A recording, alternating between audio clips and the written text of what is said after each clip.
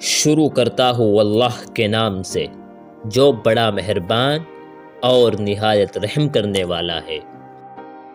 زندگی میں چوٹ لگنا بے حد ضروری ہے، کیونکہ زخم جیسا کوئی استاذ نہیں۔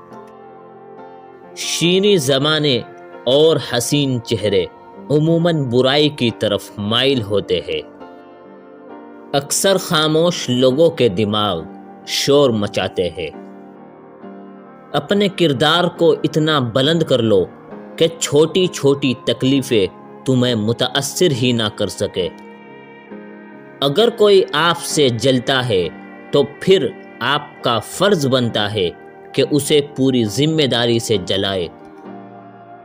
میرے عزیز، اس انداز سے جینے کا تہیہ کرو کہ جس نے تمہیں ستایا ہو وہ خود نادم ہو جائے اور اسے احساس ہو کہ اس نے تمہارے ساتھ زیادتی کی ہے۔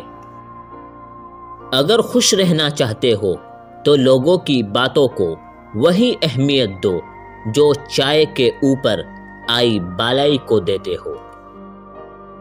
ایک ظالم حکمراں عوام کی نگاہ میں شیروں سے زیادہ خطرناک ہوتا ہے۔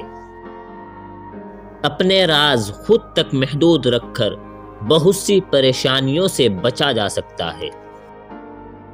انسان تدبیر کرتا ہے، کامیابی خدا کے ہاتھ میں ہے۔ جتنا زیادہ سوچو گے اتنا زیادہ اذیت میں رہو گے۔ یا تو خود کو مضبوط کر لو یا مصروف کر لو۔ محتاط لوگ عموماً کم غلطیاں کرتے ہیں۔ اگر کوئی آپ کو دھوکہ یا تکلیف دے تو پریشان نہ ہو، کیونکہ کوئی برائی سزا سے نہیں بچ سکتی اور کوئی نیکی انعام کے بغیر نہیں رہتی، لہٰذا اللہ کے انصاف پر یقین رکھے۔ ایک اندھا دوسرے اندھے کی قیادت کرے گا تو دونوں غار میں گریں گے۔ تنہا بیٹھا کرو، تمہیں سب سوالوں کے جواب مل جایا کرے گے۔ جب تم زندہ انسانوں کی خدمت کے اہل نہیں تو ان کی ارواح کی خدمت تم کیسے کر سکتے ہو؟ بغیر نیکی کے دولت اور عزت محض بیکار چیزیں ہیں۔